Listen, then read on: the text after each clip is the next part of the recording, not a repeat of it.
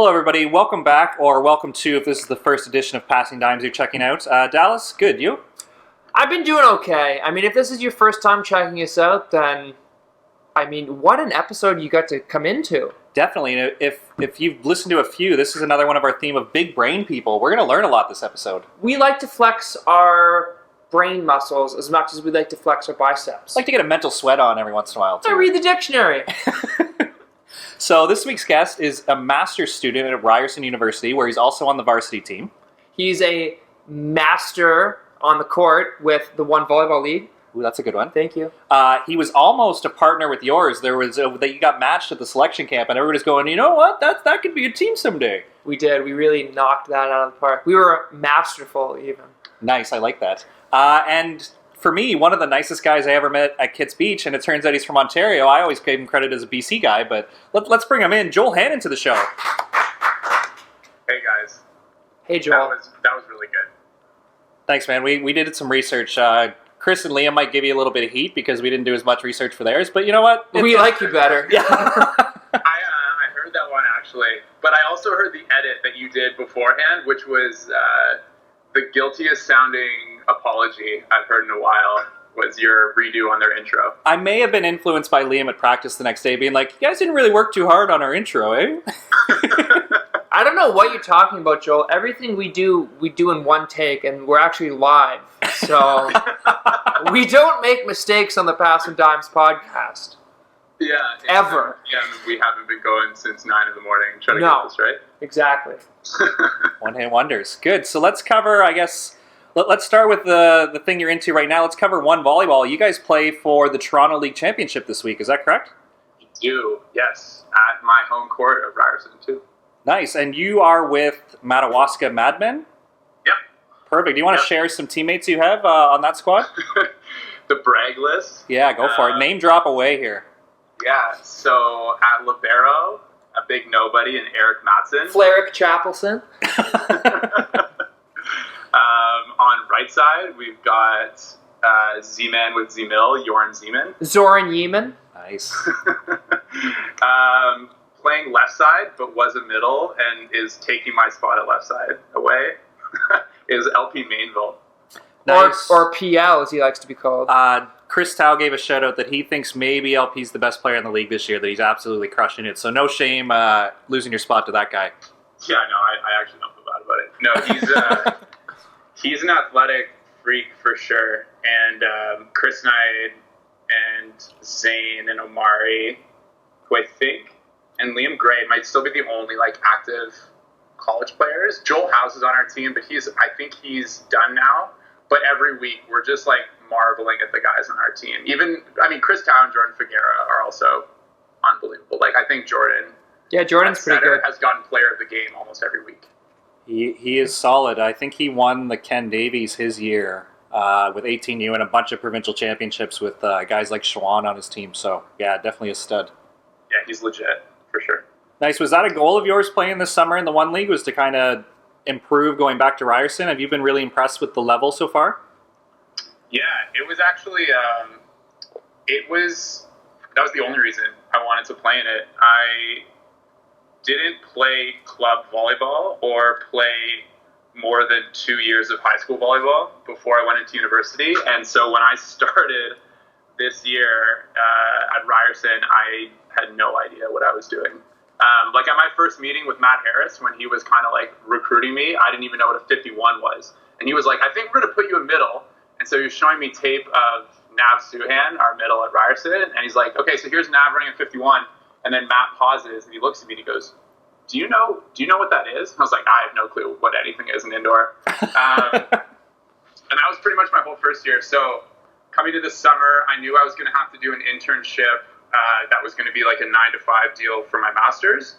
And the OUA League was perfect because I knew it was one practice a week, one game a week, and the level was super high because it was mostly comprised, the starting lineups of teams were mostly comprised of guys who have crushed it at the university level, if not went on to play pro. So I knew I was going to learn a lot, and I think I got put on the best team for that, to be quite honest. Nice. So we kind of mentioned LP, and that was Chris's shout out. Is there a guy in the league either on your team or another team that you're like, wow, you just get kind of caught watching him when the games are on? Yeah, Joran Zeman on my team for sure. So Joran played at Queens with Nico Rukavina, who was my coach this past year at Ryerson, and Joran was around a lot because they're really good buddies. I'm pretty sure Joran's going to be the best man at his wedding, but Joran and Becky both coached, and then Becky also played at Ryerson.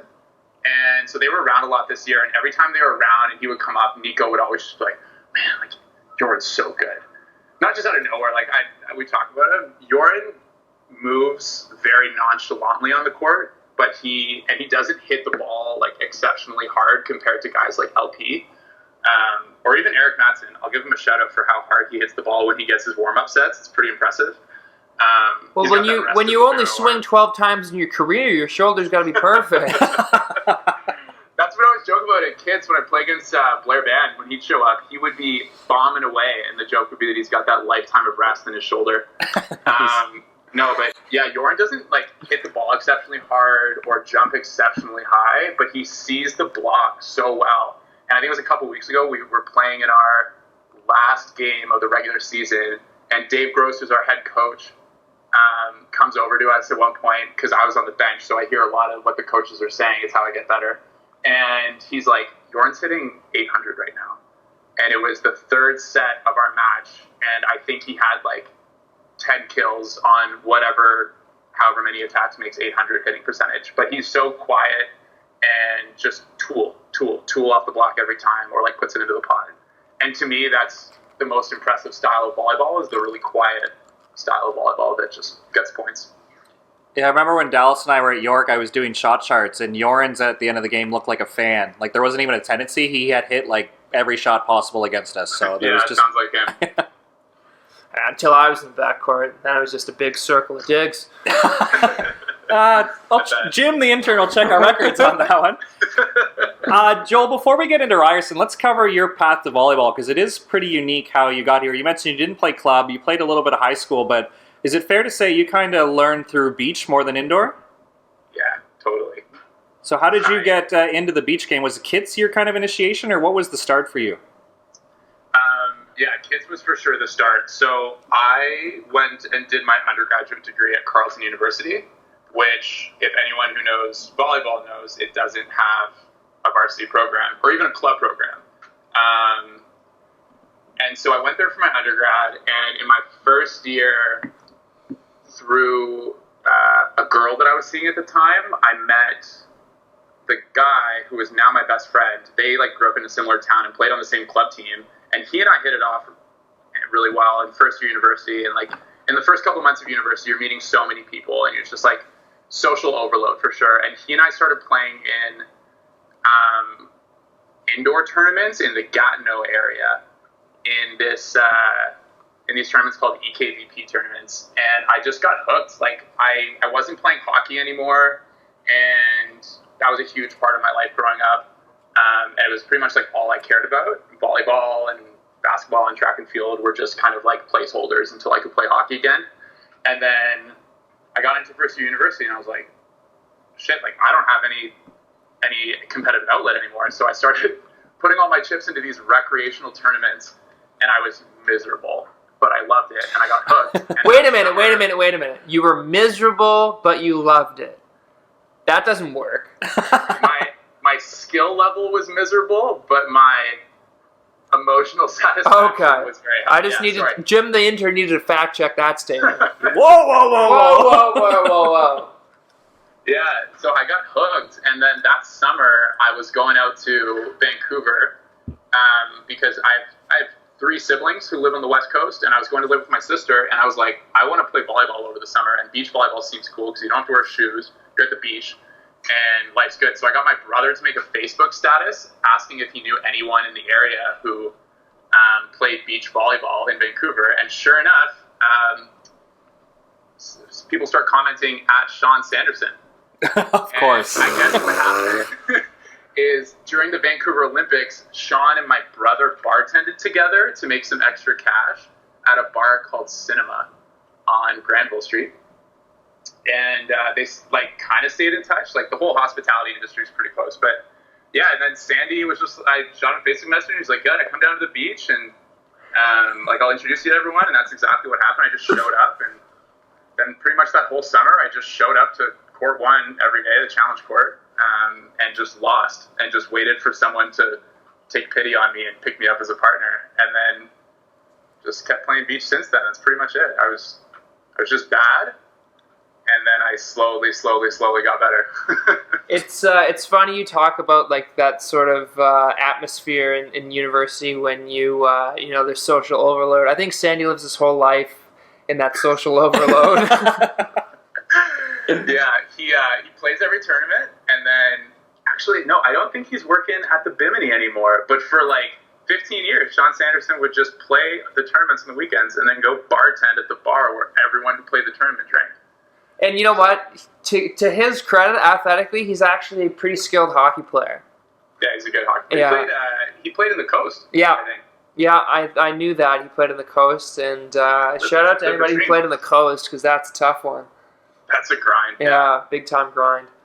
Yeah, I've heard some crazy stories. A guy at Ryerson named Matthew Santos, who's playing hockey now, played in the Coast, and there's some pretty gnarly stories from that league. Talk about playing a sport for no money, right, guys? I wouldn't know anything about that. Yeah, why do people do that? I got my feet kicked back living off of my FIVB checks. Yeah. No, volleyball's fun. Yeah, no, that's pretty much like I played a full summer at Kits. I was working at a couple bars in Vancouver, and then I would show up late to oh my god, I got in so much trouble at the restaurants. I would show up late so sandy that some of the servers at the bar would like come by me and like flick sand off my neck because they're like, your boss is gonna see it. And I was such a beach bum that summer, and then I fell in love with it and just found every way to play ever since. Nice. So anyone who's listened to a previous episode knows that I fangirled over Seymour and the Vancouver scene pretty good. Can you just cover what the challenge court is, just for anyone who's a new listener? Just real quick, the scene there at Kits and kind of how inclusive it is. Yeah. That's like the whole reason I still play volleyball. So I got Sean Sanderson as my first introduction as like a person to bring you in, who's probably, aside from Seymour or less known Danny Moore, are like the 3 best people that you can know in Kits. And if you go into Kits, they're the 3 people you're going to meet regardless. I mean, Seymour and Sandy were just on the mic all weekend at the Van Open, and I think they got into a little less trouble this year than they have in the past years, but they crush it every year and make that place so much fun. But the culture in Vancouver is really interesting because you have a lot of really good volleyball players who also are just really good people who also just happen to live really close to the beach. And I don't think a lot of people understand how small the city Vancouver is, that it's actually like really easy to get to Kits Beach no matter where you live. I know that everyone in Vancouver jokes that if you're outside of Kits, you're pretty much at the airport. But everyone's really close to it, and the weather there is awesome, and the quality of volleyball is so good. And something that's really tough to replicate is that guys who play beach volleyball, and girls, because now there's a female Kits Beach Volleyball Association equivalent, care about getting better past their prime. And I think that's something that is missing in Ontario because of, and I think Dallas, you brought this up because I was listening to that Chris and Liam episode. Because Ontario has so many high performance centers for every sport, it creates this culture where I'm either seen and identified fully as this athlete who is all in at this sport and I'm only getting better and I'm doing it to make a living at it, or I shouldn't be playing it at all because then I look like I'm wasting my time. Whereas in Vancouver, what Sandy will tell you is like, why play something if you're not going to get better at it? And that's just a culture that exists, and I think it exists in other sports too. I know golf. That's a culture that exists. You have 50-year-olds. Like my dad's 70 years old and still like competes for golf, and it's something that exists in that sport, and that you want to get better no matter how old you are or no matter where you are in your life. And I think from that, because guys want to get better, it's really easy to find guys who want to train, and it's really easy to find guys who will like show up right after work and will commute to the beach after work to get some reps in or to play some games. And I think that's kind of the distinctive factor that's really tough to replicate. And it's because there aren't as many high performance centers in Vancouver. I think the moment you start making sports really serious and creating very serious mindsets for athletes from a super young age, then you start to make them feel like they can only play the sport unless they can only play the sport if they're like kind of all into it. But yeah, the challenge court is another big part of that. So it's a California thing, and that's where Jim Clive, our Lord and Savior, spends all of his winters. And challenge courts are very common in California, and so it's one court on the beach that's always 24/7 a challenge court, meaning if you have a net set up, it doesn't matter if it's your net. If someone comes up and challenges you, you have to accept the challenge. Even if they don't have a partner when they put the challenge in, you have to let them find a partner to play you. And I think that just lets you, like for me, my first summer, I got to play against Johnny Wiscar and I don't think at the same time, but like in my first summer playing volleyball, I was like getting to play against these guys who are unbelievable at the sport. So then that kind of helps inspire you. Nice. Yeah, that's very cool. When I was there with Thomas Sora and Logan Medden prepping for Canada Games, like Thomas Sora got picked up by a stranger, Logan's playing with different buddies. It's like, it's a good level of ball, but it's like still a sense of community. The people are there for like the right reasons and everybody's getting along, but still battling. It was kind of a cool feeling coming from Ontario. Yeah, it's awesome. And I like that they're distinct. I mean, don't get me wrong, I sometimes miss kits when I'm playing in Ashbridges, but I like that they have their own distinct cultures like that.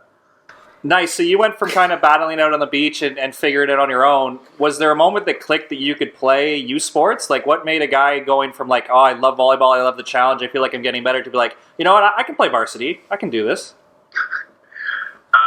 The answer is I never felt like I could play varsity until Logan Ment convinced me to email Ryerson to play. I had moved back to Toronto following my girlfriend, and I was going to move back to Vancouver after I finished my degree in Ottawa, and then I decided to move to Toronto instead. And then right before I moved to Toronto, Ivan Reka was like, hey man, do you want to practice together next winter and like go to the selection camp together? Because he and I had met at the Van Open the previous summer, and I was pretty starstruck because he was good at volleyball and I didn't see myself in that way. And I guess in the little bit that he and I had hung out in Vancouver while he was out for the Van Open and we had played a little bit together, he kind of saw that I was worth grooming, I guess. I don't know. Like we got along, we were good buddies, and he asked me to kind of hang around and play and practice for the winter. And then that was a big boost of confidence. He's like, I know you're moving back to Toronto. Do you want to take volleyball seriously? And I was like, hell yeah, I want to take volleyball seriously. Like volleyball's the best.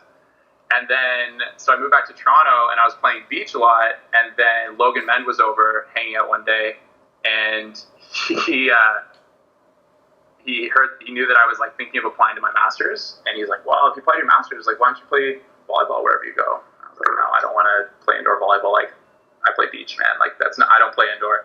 And he's like, well, just send them an email. Like, you never know. So I did. And I sent an email to Adam Simak because I thought he was going to be the coach. And then Matt Harris got back to me, and he's like, yeah, I'll meet with you. And then that was a funny first meeting with Matt Harris. In what sense? Well, I didn't know anything about indoor volleyball.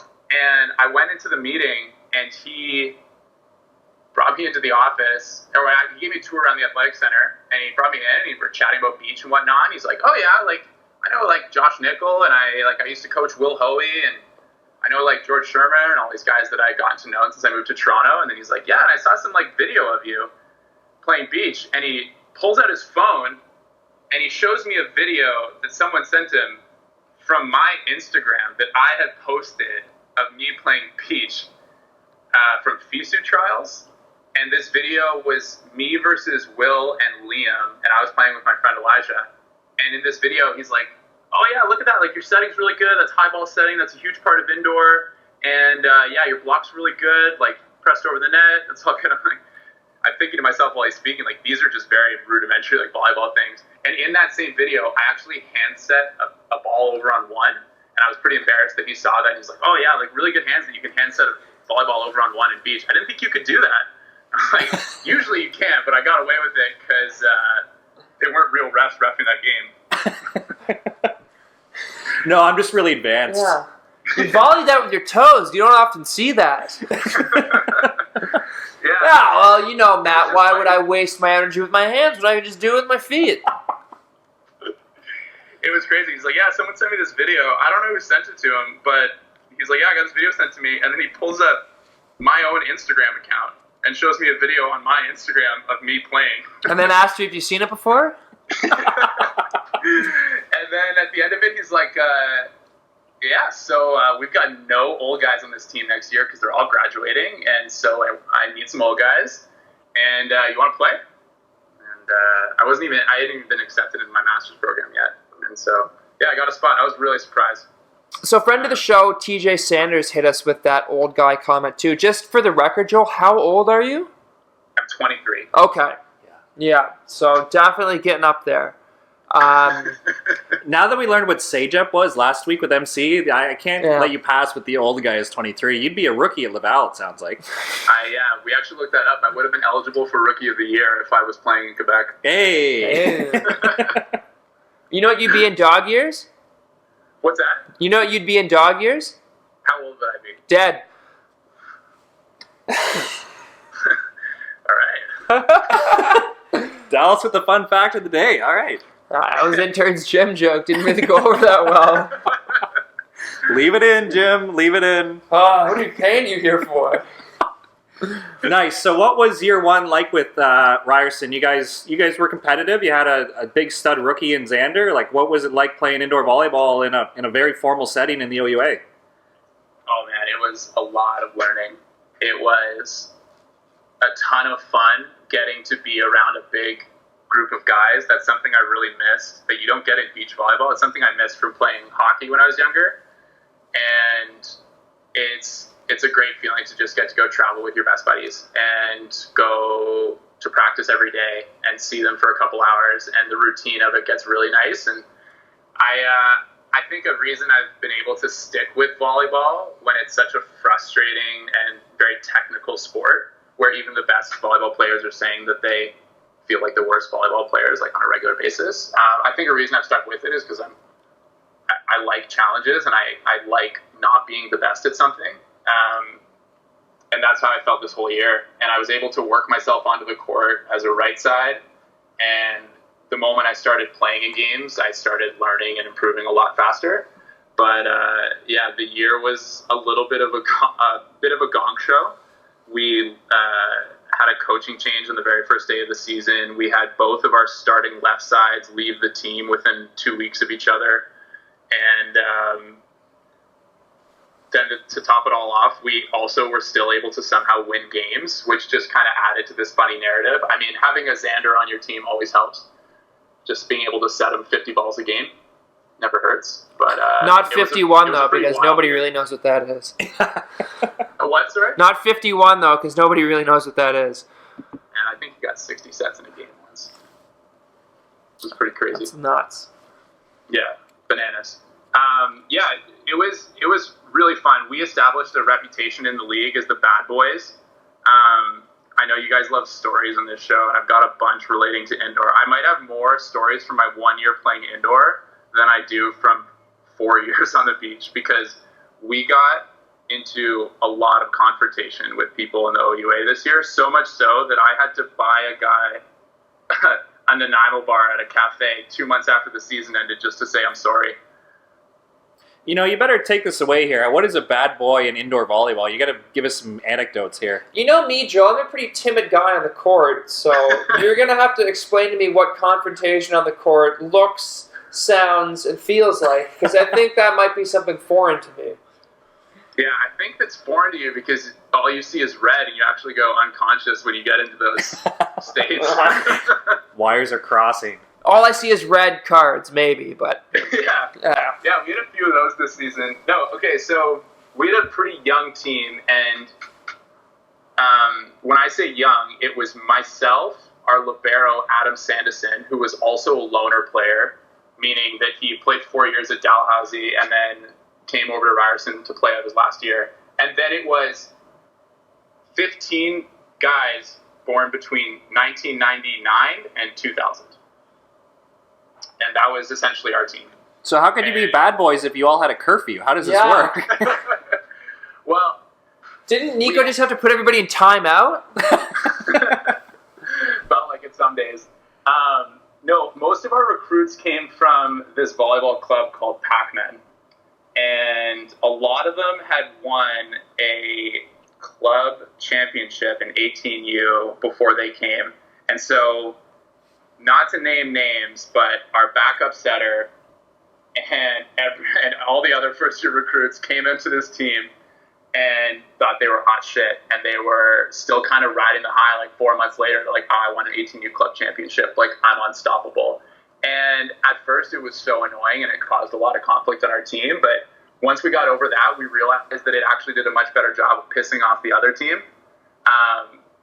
And so we just realized that teams in the OUA would get a bit rattled if we started chirping under the net or tugging on their jerseys or pointing at their faces under the net or yelling at them when they came onto our side or yelling at their coaches. And not to condone any of that behavior, but it certainly won us a lot of games this season. I fully give that my lock and stamp of approval.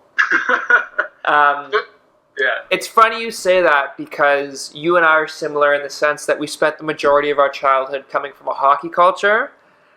Yeah. And I think a hockey culture sort of promotes that antagonizer or that villain persona where you can be this person on the ice that's totally different from the person off the ice. And I think hockey, better than volleyball, does a good job of leaving it on the ice, right? Like, you know, you can be who you are on the ice and then sort of leave it and be cordial or be friendly with people off the ice. But, and this is my hot take of the day for the episode, I think volleyball culture is a little bit soft when it comes to that. I think people, no, I'm being dead serious. I think people that come from a strictly volleyball background, first off, don't know how to be chirped.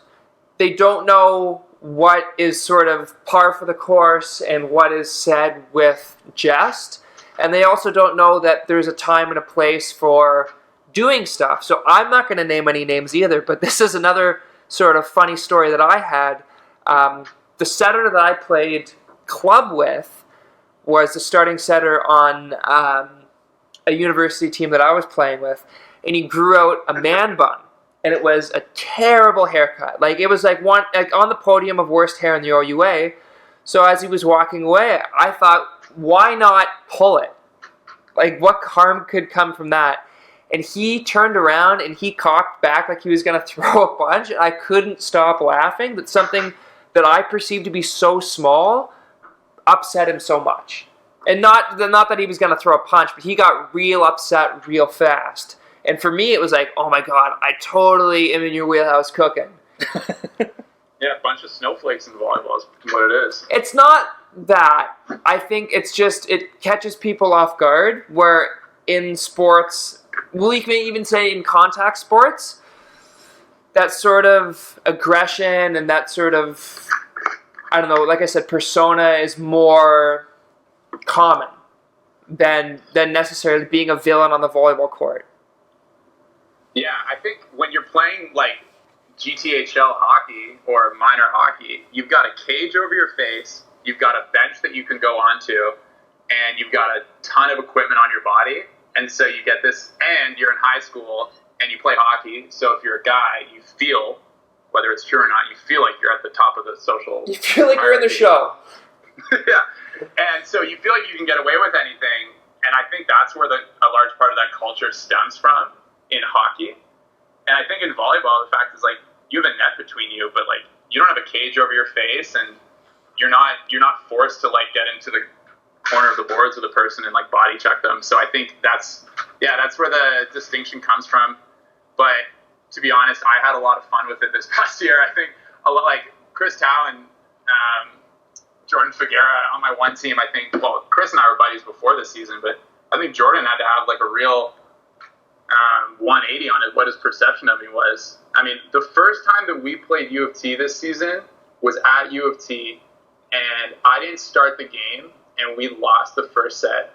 And then I came onto the court for the second set and started looking at Evan Filardo, their left side, who I'm now friends with as well, and he had a terrible mustache. And I started looking at him. See, hair is usually the first instigation of you're getting chirped, whether it's bad hair, bad facial hair, something's going on. Oh, it was so bad. He had this little peach fuzz on his upper lip, and I looked at him and I was like, man, you got to shave that thing. Like, I've got a razor in my backpack. I'll get it for you at the timeout. You just come over to my bench. And I was being so dead serious with him. And I don't think he understood what I was saying to him or knew that I was chirping him. And I just stayed on the whole game. And then that wasn't working too much. So then I moved over to their other left side and started chirping them. And these guys were looking at me like, this guy's an asshole. This guy is probably one of the meanest people I've ever seen in my life. But what they didn't realize is that when I came onto the court, my whole team, who were predominantly first and second years, were shook. Like, they were playing against U of T at U of T, and we were down a set, and it was like the first game of our in-city rivalry for the season. And I think that me coming onto the court and starting to chirp guys and talk some trash and talk some shit helped elevate the level. And then a few other guys got on board, and not to say other guys didn't talk shit first, but it started this chain of chirping for our team that got it got out of hand. It was a really fun year. We did definitely give ourselves a reputation as the bad boys, but it helped us play better. And I think, when you meet, Dallas, like you said, when you meet us off the court, we're all funny guys and good dudes, and I think we're able to leave it on the court a lot better than other volleyball players. Yeah, I'm a little resentful that Kawhi Leonard got the fun guy thing going. I always thought that was my persona, but I guess he's a little more marketable than I am. What are you going to do? What are you going to do? Well, let's switch gears from you being the villain to you being the big brain guy. Why don't you tell us about your masters here? Yeah. So meanwhile, while I was playing in the OUA, I'm doing a master's in human resources at Ryerson, and that was actually my first goal before I knew I was playing in the OUA, was to do a master's at Ryerson. So yeah, I'm doing that in HR. I've got one more year of that, and then I'm gonna try to find a way to postpone my career for a little bit, maybe throw all my chips into beach. And but yeah, I cared a lot about being able to give myself, if I was going to play sports and continue that on longer than I needed to, I wanted to give myself a good education and a good opportunity to have a great career after sports is done. Nice. And what specifically are you trying to study here or do your paper on? Yeah, so master's programs require you to do research, whether it's a master's in business or a master's of science. Dallas, what was your master's in? I know you have one. I have a Master's of Arts in Political Science and International Development. Oh, cool. Was that a 2-year? It was a 5-semester master's that I did in 4 semesters. So it's a 2.5 years that I did in 2 years. Oh, humble brag. But mine wasn't. I didn't do an original thesis. I did a continuation of a thesis. So at the University of Guelph, you either had the option of doing your own independent study or continuing the trajectory of somebody else's. So I chose to continue the trajectory of somebody else's, and it allowed me to do more coursework and less research. So I, for lack of a better word, took the easy way out. To play more volleyball. Exactly. Not to discount you, Josh. Did you do a master's? No, I have a college diploma and a university degree. I haven't reached a master of anything quite yet. Like the university degrees is the same though. I do, yeah. I didn't know you had a university degree. See, I'm over here just hiding my What's big brain. your university degree in? Communication arts, professional arts. From? Madawaska.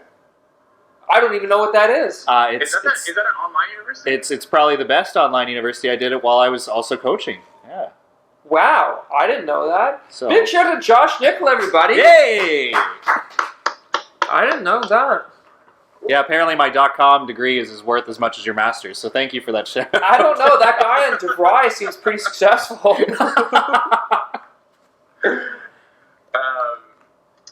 cool, I didn't know that. Yeah, So I'm doing my master's research paper on the career trajectories of former collegiate athletes, to put it simply. Cool. So my research partner and I, he's also an athlete. He was the captain of Ryerson's hockey team for the past 4 years. His name's Alex Basso, former London Knight. Hey.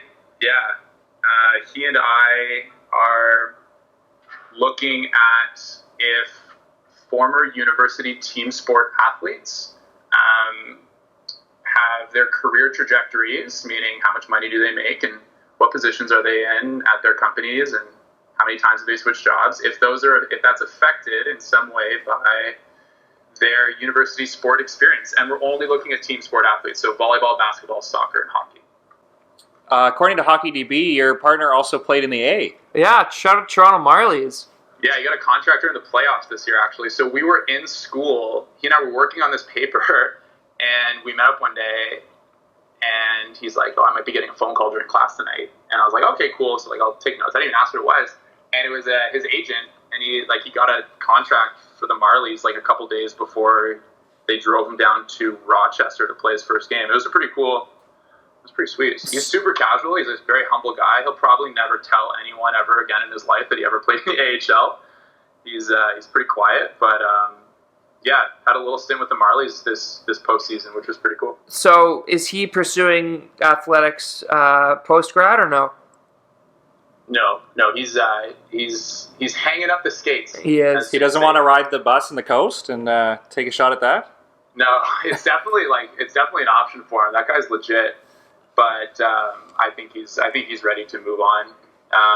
So he and I are taking a very selfish research route, and we're kind of seeing if what we're doing with our lives now is going to help us later on in life. That's pretty much why we're doing it. So you go. Wow, that was good stuff. Oh. So Joel, you are basically going to tell me in your paper whether or not I'm going to be a loser. Yeah. No, Okay. You, Dallas, you're okay. No, well, I don't know. I mean, you're definitely the minority on that particular argument. But you know what? To be quite honest with you, and all jokes aside, that sounds like a really cool research endeavor, and I think, from a personal standpoint, I'd love to read either your draft or your final project or your final paper or whatever comes out of it, because I think that, especially in our domain, in our circle, it's really interesting to see. And I think, sorry to take over here, Josh, I think a lot of people in the athletics world, not specific to volleyball, often struggle coming out of sport, because from the time that they were children to the time that they're young adults, they have identified themselves as a certain thing, and to not have that title or to not have that sort of dream of professionalism in athletics, people often don't know what to do themselves, both physically and mentally. So, honestly and truthfully, thank you for taking this on. I'm really interested to hear what you have to say. Yeah, well, I don't want you guys to get too inspired, because it's going to be a pretty small paper for as big as it could be. Our master's doesn't give us a ton of timeline, because my master's isn't a research-focused master's.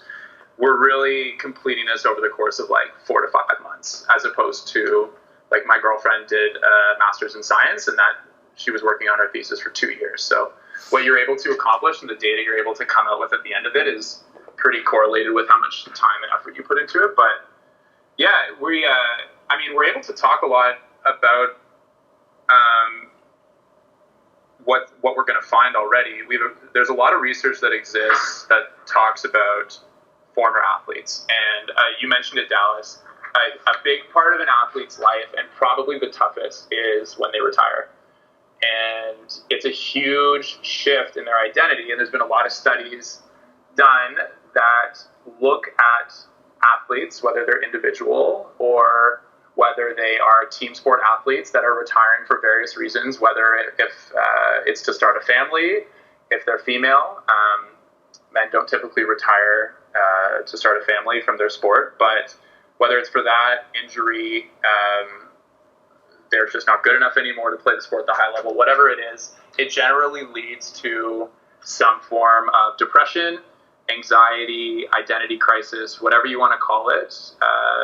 When you think of yourself as a type of person for a very long time and you put all of your time into it, that time takes away from experiences that you could have had otherwise, which make you a more balanced person. So it sounds pretty harsh to say, but a lot of athletes who put a lot of time into becoming good at their craft tend to have lower emotional intelligence scores, meaning they might be less self-aware outside of the sports arena that they play in. They might be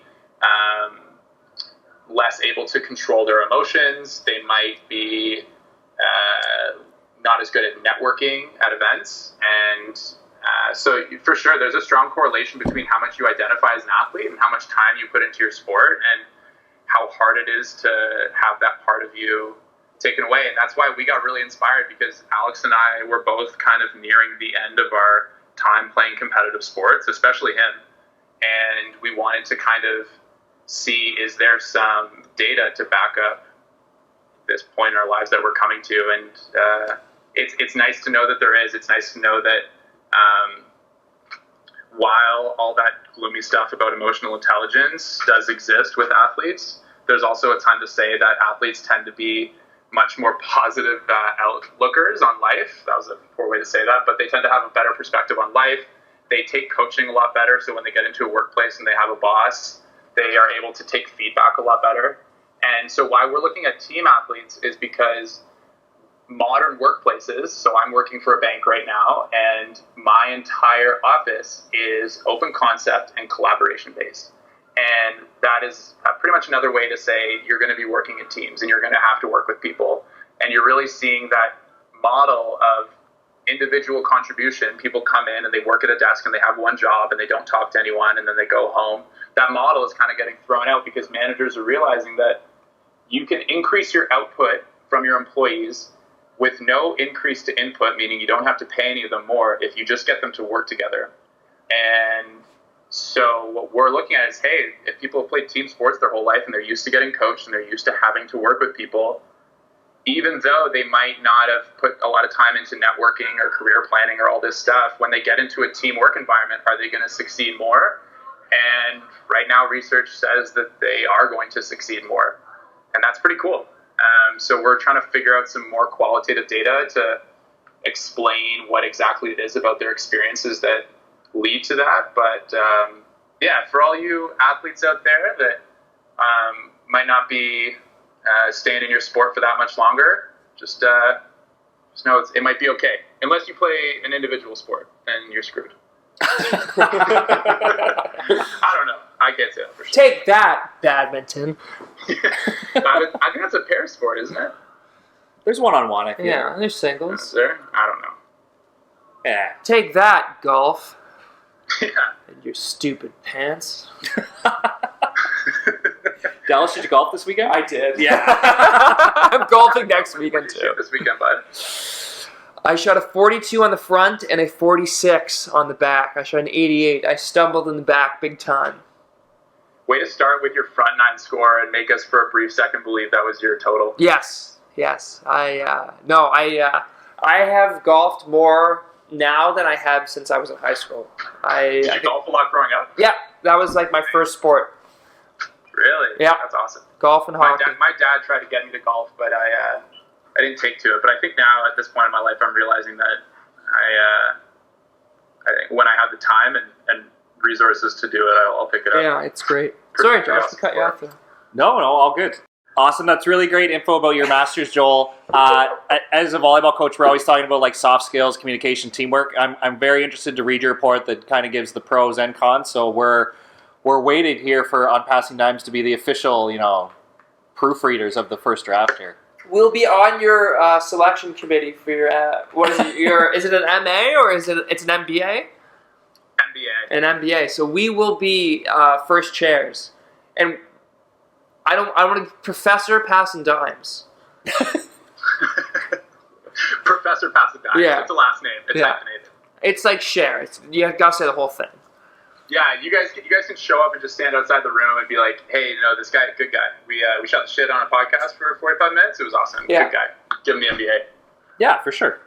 As a regular listener of the show, our fans are always just craving good, unique volleyball stories. So do you have any tales from the road that you'd like to share with our audience? Tales from the road, not as much, but to go back to, I think I rambled a little bit about Ryerson Rams being the OUA bad boys a little bit this past season. I feel so weird giving ourselves that title. You're like the 1989 Detroit Pistons. Man, I don't even know basketball well enough, but yeah, sure. Our only OUA story that's like off the court is Roland explaining how they got people to sing a song in line at the bar. So it's pretty shallow waters here if you want to try to top it. If you don't top it with your story, then I don't even know if there's going to be an episode 19.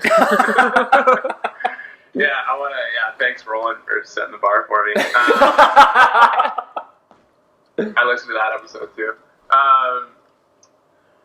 So not to call ourselves the bad boys, but we definitely talked more shit than other guys in the league, and we kind of got towards the latter half of our season with a pretty big ego, and it was definitely like a fake it till you make it type thing, where we knew that we didn't necessarily have the systems or the players to win an OUA championship per se just yet, but we knew that we could really rattle guys and we could play above ourselves if we kept this like ego and confidence. And I think that boiled over a couple times.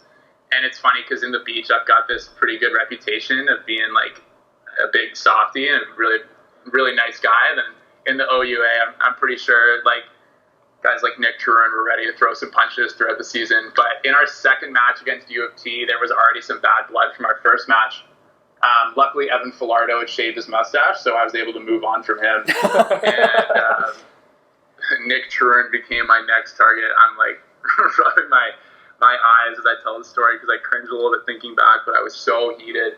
And it was the same deal. We lost the first set, and the second set started, and I was like, I got to pick the place up. Like, I got to start rattling some cages right now. And so you got to drop the gloves. Yeah, so one of the first points of the set, I get set the ball. Greg, our setter, sets me pretty tight. I tip it, and then I land underneath the net, and I kind of do this, like, sideways fall down underneath the net, and the ref calls it as our point at first. And everyone's freaking out because they're like, was the ball down first, or did Joel go under, like, 3 feet onto the other team's court and land first? And then everyone was like losing their minds. Even people in the crowd were like, I don't even know what happened. My girlfriend was sitting in the stands being like, I don't have any idea what's going on right now. But everyone's yelling and everyone's super mad at Joel. And the reason they were so mad is because the game before when we played them, I did the same thing. I got set the ball too tight, so I tipped it down and then I landed and fell deliberately onto the U of T's side of the court just to kind of piss them off. Like, you know, in hockey when you chip the puck in or goalie stops it and then you just kind of like stop really close to the goalie just to get up in their space and like you just wait for the defenseman to come and cross-check you out of the crease. You know that? You give him a snow job. I was a goalie, so I was on the receiving end of those quite often. You were a goalie? Yeah, it explains a lot. Man, I would have never guessed. Really? I feel like you would have asked to be a player, or you would have fought a lot. I mean, like, Ray Emery, I feel like you were the Ray Emery of minor hockey when you would have been playing. I will definitely take credit for being the Ray Emery of the GTHL AA. Yeah. Yeah, so I was like getting up in their grill deliberately. I knew I wasn't going to like break an ankle. I didn't see anyone in the way. So I just kind of like tipped the ball down and then fell onto their side just so that they got like rattled enough. And then a few points later, the same thing happens, but the other way around. And it's Nick Truran gets set the ball too tight, and he tips it, and he comes onto our side of the court. And I walk up to him, and he's lying on the ground. I stand like right over him, and I go, expletive. Like, you get the F off my side of the court. And I was like standing over top of him as he's on the ground. And this poor guy like was not ready for that. He gets up and he's like, dude, why are you being so mean?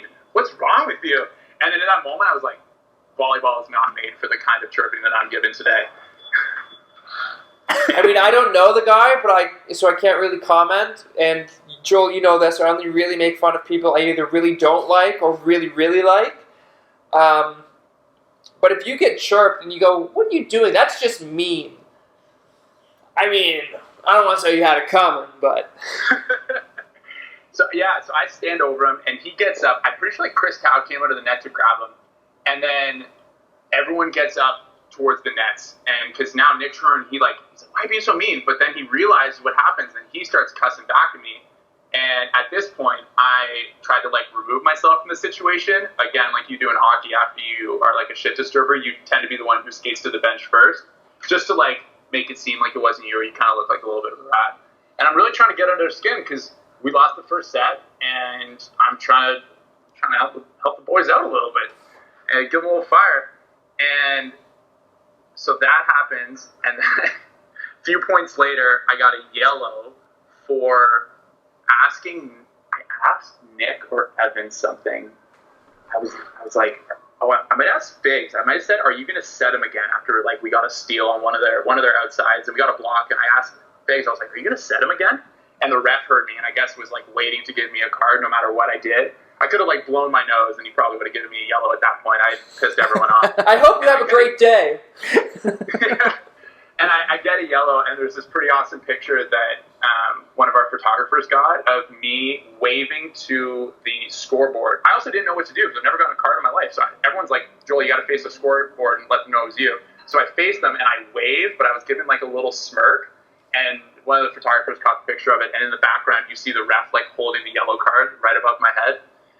Not a red, so not as cool, but Nav, our middle, got a red card later in the game for bowing to a guy after he blocked him. So that game happens, and then after the game ends, they beat us 3-1. And apparently, I didn't see this till I watched the video later on. Nick Trern, after they lost, turned to me and was like cussing me out. And I don't blame the guy. I was being pretty mean the whole night. But he was turning, like he had to get held back by his boys, his teammates. And the moment the game was over and we were like shaking hands in the lineup, I felt bad. I was like, I took it too far. We even lost. Like, what was the point? My guilty conscience was coming back in. Like, nice guy Joel was coming back in, and I felt terrible. And season ends. We don't line up against them in playoffs. And I see Chris a few more times, and he's like, dude, like, what are you doing, man? Like, we just want to play volleyball. Like, why were you so mean to us all the time? And the more people just didn't understand why I was chirping them, the worse I felt about it all season. Because in hockey, you chirp a guy, and he's like, okay, he's chirping me, I chirp him back. I'm going to talk some shit. But in volleyball, they're like, dude, like, what's wrong with you? And then a few months go by, and I'm studying for finals, and I'm in a coffee shop, and the door opens. I'm at Futures Bistro in the Annex, if anyone hangs around U of T, and the door opens, and I look up from my notes, and Nick Trern walks in, and he looks at me, and he looks like pissed right away. He's like, and in my head, I'm like, am I about to fight Nick Trern in a coffee shop right now? Like, is this about to go down? And then like a typical guy in your head, you're like, okay, like, what am I going to grab if he grabs something? Like, am I going to go for the plastic cup? Like, is this really going to happen? Because there was some like heat building up, and sure enough, he sits down at a table right beside me because it's the only one open. And we both studied for the next like hour and a half, just like sending glares over each other's way. And it was awkward. Like, it was really awkward because this guy and I had like looked in each other's faces and like thrown F-bombs at each other and been like, get the F off my side of the court. And so I finished up my studying before him, and I get up and I'm walking up to the counter, and I wanted to buy an Nanaimo bar because I always buy Nanaimo bars when I'm done studying. It's like a pat on the back. And I look back at him, I turn around as I'm at the counter, and he's watching some video on YouTube or something. And I turn back to the guy, I'm like, you know what? Make it 2 Nanaimo bars. And I get one, and I write on the bag, I go, peace offering, ? And then as I walked by, I had this whole cool move planned out where I was going to drop it on the table, but then I dropped it and like knocked into his laptop a little bit. And I bought the guy in a Nanaimo bar, and he shot me a message on Facebook, and now I'm allergic to chocolate, you asshole. Well, that's what I was thinking about too. Yeah. He messaged me on Facebook, and he's like, I hate Nanaimo bars. How'd you know? Yeah. Of course. Who told you? Yeah, so that's was probably the best like closed loop story from this past season. That's pretty good. It's so funny you say that, man, because you keep talking about how everybody doesn't like you and how you're this big tough guy, and I came from the total opposite world where, Joel, I think I had to pull you aside one day and say, you're too nice. Oh, man, JB had to tell me that at the OVA Grand Slam a few weeks ago. He's like, you are being too soft. He's so French, right? He can't really explain it to you. He's like, you need to get mad. Like, you don't play beach volleyball anymore. You need to play better by getting mad. Like, your skill, not good enough to beat them. But if you get mad, you can play better. Yeah, I've been told that before. I mean, I think you're a great dude. It's really funny for me to hear that, because my first impression of you was literally, man, he's so nice. Like, I don't understand how can someone be that nice. But here we are. Now you have to buy pastries as peace offerings. Yeah, And you have a whole other season coming up.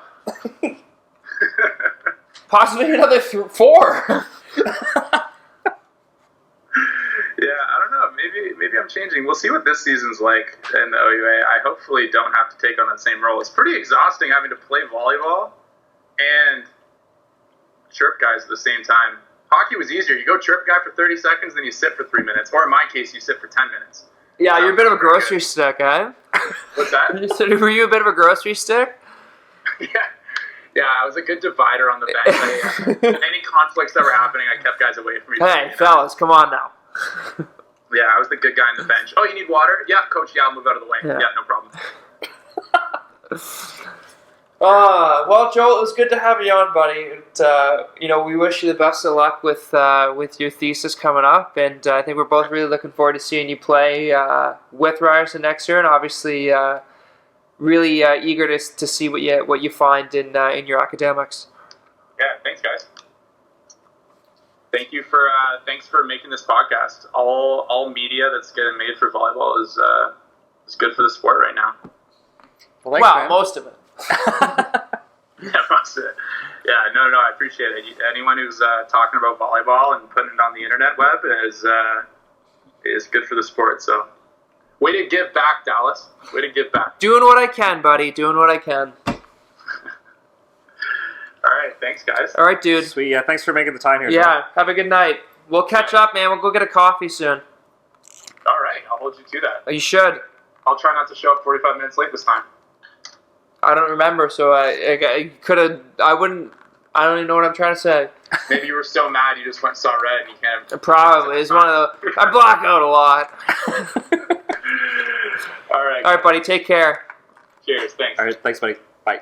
Thanks again, Joel Hannan, for coming on the podcast. If you like what you hear with Joel and you like the banter you hear between Josh and I, be sure to check us out on Podbean, Google Play, Apple Music, and wherever you sneaky little buggers steal your podcasts.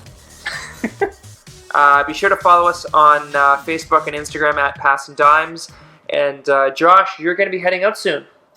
Big trip to Edmonton. There's a lot of stuff going on. One volleyball is going to be there. There's a Canada Cup for some youth beach volleyball stars. And, of course, the FIB 3-star that we've been just drooling over since the schedule came out. Yeah, I've been chatting to a few buddies of mine on the tour who this is their first experience in Canada.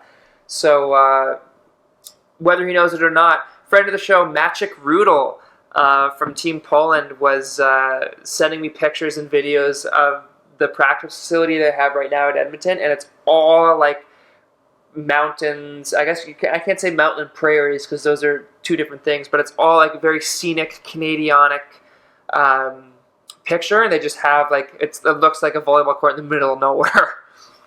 That's sweet. Yeah. I think we've already talked about the great volleyball community that is in the province of Alberta and Edmonton specifically, so I think it's great to showcase that to some international teams. Hopefully some people make some time to talk to us. We'll hopefully get a couple guests out of this, like we do at all marquee events. But yeah, I'm definitely excited to be there as much as I can, but I'm there for the Canada Cup, so it's for the kids, Dallas. It's for the kids. It's always for the kids, Josh. No, and I know that you're going to represent the podcast very well, and probably sign a whole bunch of autographs. Oh, I hope to. I hope to Yeah. get recognized for passing dimes at least 36 times this week. Well, it's going to be hard when we have our full Passing Dimes bodysuits on. People are going to know whether they want to or not. Speaking of getting recognized for passing times, thanks to MC LaPointe for being our on-site correspondent at the Van Open. There was a ton of good content there.